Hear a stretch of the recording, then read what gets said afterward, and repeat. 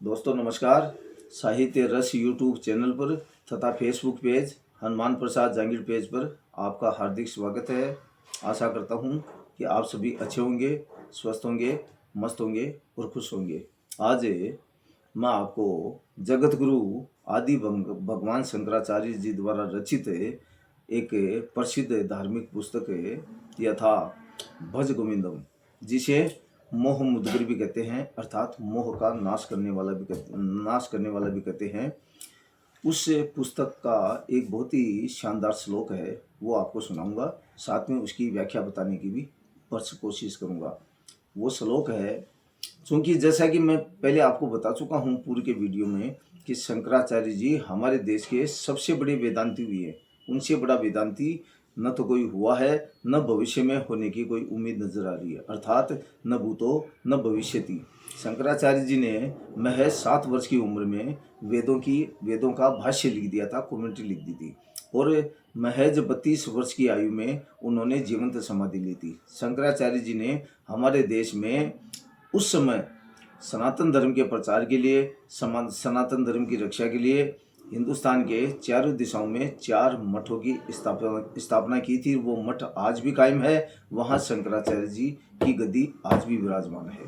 वो शंकराचार्य जी, उन मठों के शंकराचार्य जी और उनके शिष्य और उनके अनुयायी भक्त लोग हैं, वो तब से लेकर आज तक तथा भविष्य में भी सनातन धर्म का प्रचार करते रहे हैं, करते रहेंगे।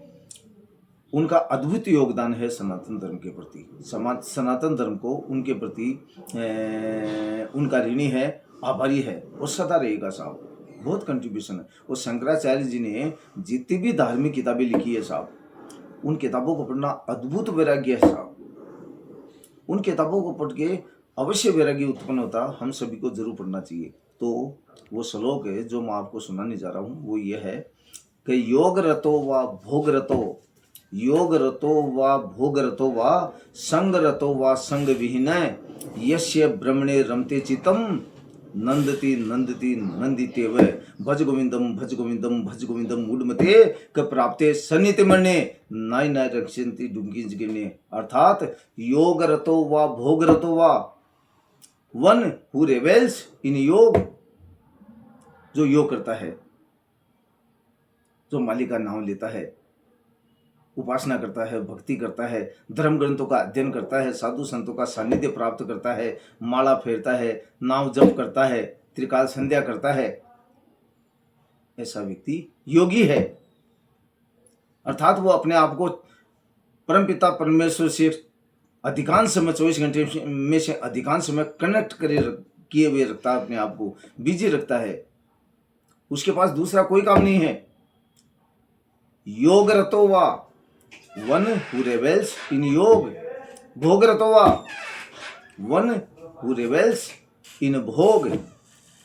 अर्थात सांसारिक पदार्थों के आनंद में जो अपने आप को व्यस्त रखता है, वो है भोग रतवा। सो हियर द वर्ड भोग रतवा, what means that person who enjoys himself for taking the pleasure from worldly things. It may be either, it may be any object or any male or female. For such kind of the both items, here the word has been used. भोगरतो वा, योगरतो वा भोगरतो वा।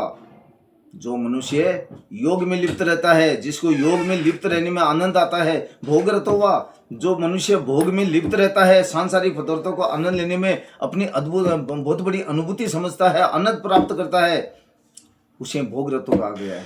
तो योग रतो वा, भोग रतो वा, संग रतो वा, जो किसी के संग रहने में आनंद अनुभव करता है। One who revels in company of persons, संग रतो वा, संग विहीन one who enjoys by keeping himself solitude or keeping away from others is called संग विहीन।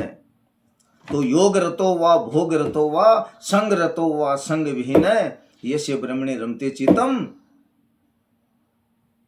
अब असली आनंद काई में है साहब।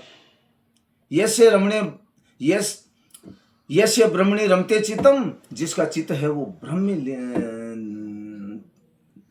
रत रहता है। अर्थात जो आदमी सिर्फ सर्वशक्तिमान परमपिता परमेश्वर की उपासना करता है, भक्ति करता है, जप तप करता है, होम आदि धार्मिक अनुष्ठान क्रियाएं करता है, धर्म ग्रंथों का अध्ययन करता है, साधु संतों का सानिध्य प्राप्त करता है, प्रवचन सुनता है, नंदती नंदती नंदते हुए वो सही मायने में जीवन का, मनुष्य जीवन का आनंद प्राप्त करता है।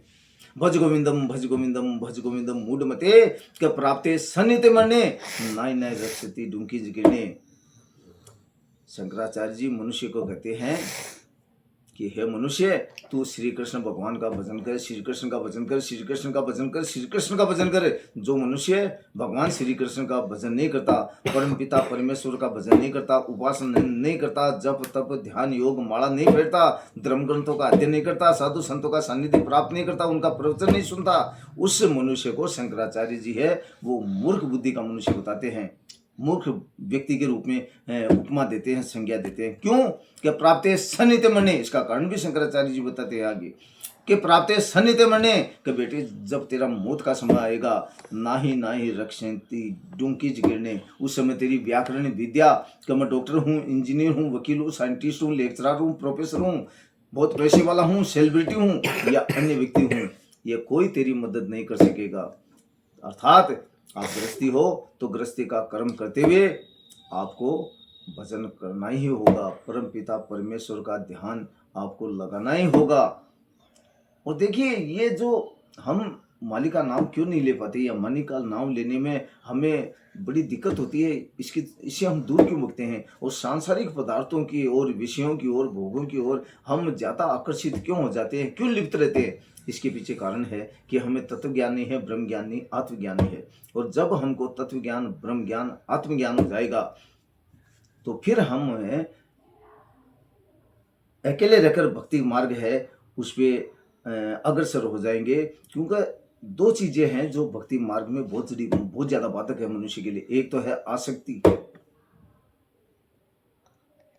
एक प्रेम। इन दोनों चीजों से हमें दूर होना पड़ेगा, क्योंकि ये सारी चीजें हैं वर्ल्डली थिंग्स का एंजॉयमेंट है, आसक्ति है, अटैचमेंट है, इच्छाएं हैं, ये सारी असत्य है, नश्वर है। अब सत्य क्या है, शाश्वत क्या है? वो तो एक परमपिता परमेश्वर ही है।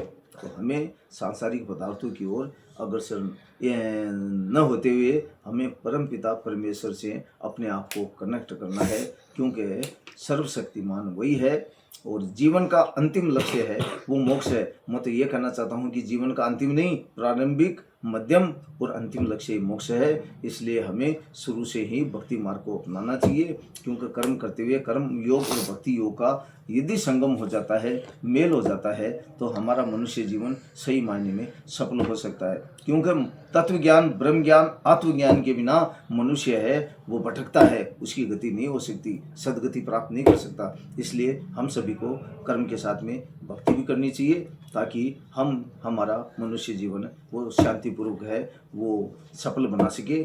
और यदि आपको ये वीडियो पसंद आए तो इसे ज़्यादा से ज़्यादा लाइक करें, शेयर करें, कमेंट करें और फेसबुक पेज हनुमान प्रसाद जांगिड़ पर ज़्यादा से ज़्यादा फॉलो करें। अंत में मैं आप सभी से ये भी आग्रह करना चाहूँगा कि हम सभी सत्कर्म करते हुए, मालिक का नाम लेते हुए, अपने परिवार, समाज और राष्ट्र के प्रति अपने कर्तव्य दायित्वों का भलीभांति निर्वहन करते हुए, अपने पेशेवर कर्तव्य दायित्वों का भी पूर्ण समर्पण, निष्ठा, ईमानदारी, तन्मयता, एकाग्रता, दत्त चित्तता के साथ में निर्वहन करते हुए शांति का जीवन जीते हुए तरक्की के उच्चतम आयामों को प्राप्त करें। इसी आशा और विश्वास के साथ में जय हिंद, जय भारत, जय कानून, जय संविधान एंड जय साहित्य। नमस्कार, धन्यवाद।